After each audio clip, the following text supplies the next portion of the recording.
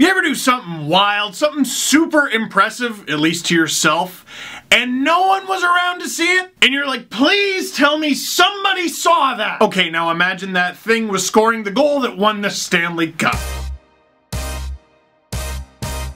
I am Steve Dangle with another episode of Steve's Dangits, and we're gonna take a look at a Stanley Cup winning goal that nobody saw. I'll set the scene for you. It's the 2010 Stanley Cup Final, and a wacky playoffs has led to this point. A young and up-and-coming Chicago Blackhawks team with a 47-year cup drought, if you can imagine. Boy, is that the past. They went toe-to-toe with the Titans of the Western Conference. On the other side of things, the Philadelphia Flyers were the 7th seed, which back when they did it 1-8, which they should go back to. I'm bitter about it, but that's another video. The 7th seeded Philadelphia Flyers made it all the way to the Stanley Cup Final, and here's how weird it was. The Philadelphia Flyers had home ice advantage in the Eastern Conference Final because they were taking on the 8th seeded Montreal Canadiens. They had stop signs in Quebec that said "Halak" on them. It was a weird time. The Chicago Blackhawks pull off a convincing victory in Game 5 of the Stanley Cup Final, and they go into Game 6 in Philadelphia with a chance to win the Stanley Cup for the Chicago Blackhawks for the first time in 47 years, nearly half a century. Can you imagine? And the game goes as follows. First period, Dustin Byfuglien with a power play goal. Blackhawks up 1-0. Puck comes back to Duncan Keith. Slides into the middle, passes off. Patrick Kane, Jonathan Toews, Byfuglien scores! The no-quit Philadelphia Flyers answer right back. Scott Hartnell, with a power play goal of his own, ties the game at ones. Rebound comes to Danny Briere. Thought about walking out front. Now back to Pronger. Here's Danny Briere. Walks in, shoots, the end of the second.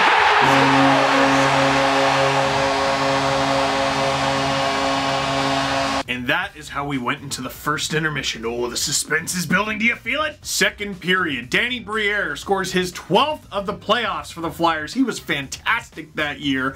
The Flyers are up 2-1. His partner this time is Lucas Krajcek. And he flips the puck in the air to center. Later, knocked it down outside.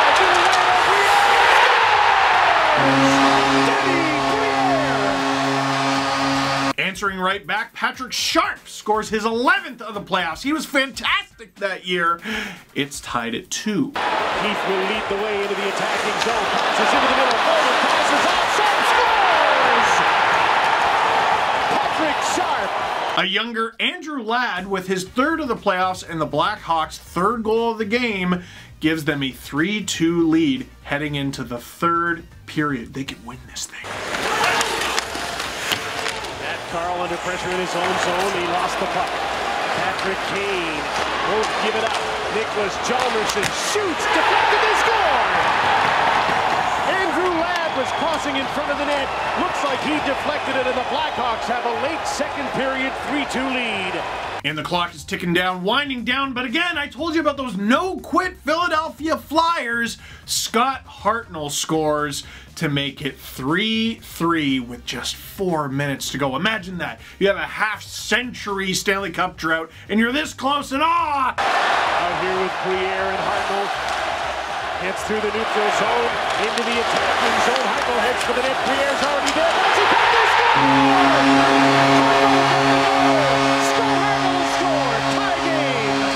And then the intermission heading into overtime. Oh, that must have been torture for both fan bases. This is it. Overtime in the Stanley Cup Final. One team could force a Game 7. The other could win their first Stanley Cup in 47 years. This is what you imagine. This is what you dream about your entire childhood when you're on the ice, when you're in the driveway. This is why is Patrick Kane celebrating. Campbell holds the puck into the line. Turns, won't shoot. Kane, watched by Kimo Timonen, to the net! Like, why is he's just going nuts? He's the only one. Does he know he's the only one? Look at the Blackhawks, they're confused too. Look at Joel Quenneville. You can even see behind his mustache he's confused. His mustache looks confused too. What is going on? So, I don't know if you can tell looking at me. I'm not the most athletically inclined individual, but I did try some sports. I ran track and field when I was younger. I did the 100-meter dash. I used to be fast as lightning. Shut up, I hurt my back and got fat. But I also used to do dragon boat. You ever do dragon boat? Do you know what that is? It's ridiculous. It's 20 people in this long, slender boat, 10 people on each side, and you just paddle. And my old dragon boat coach, Mr. Medill, he had so much great advice to make us the best dragon boaters we could possibly be.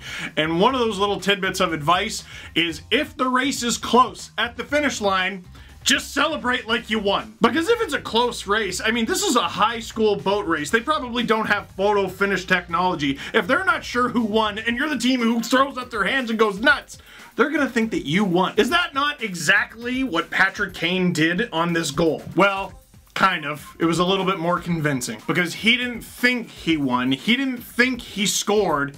He knew it. Look at the goal from his angle. Look at it. Look at it.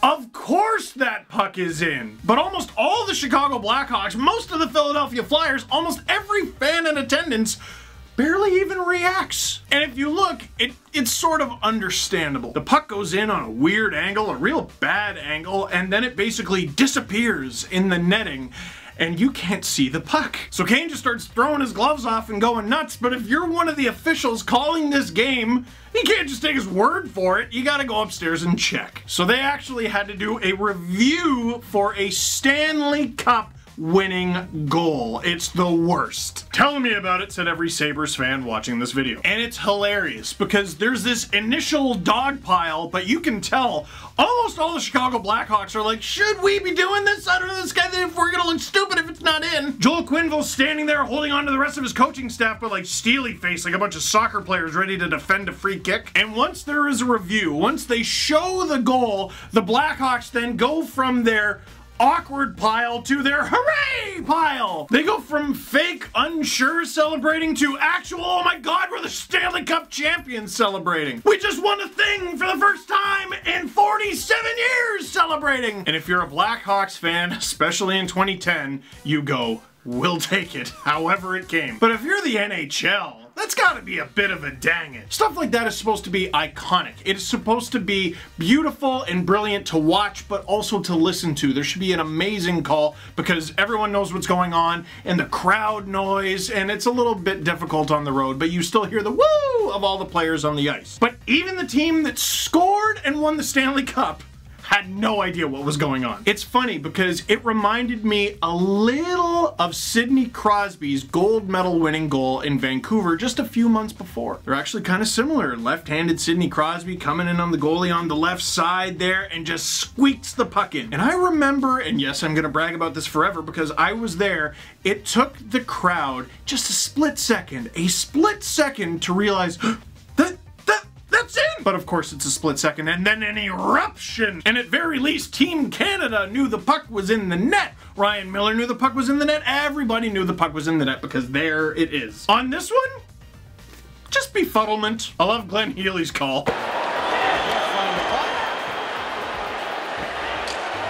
Far side, guys. Yeah, far side of the net, both. And there it is. There's the puck. What a remarkable game, and what a season.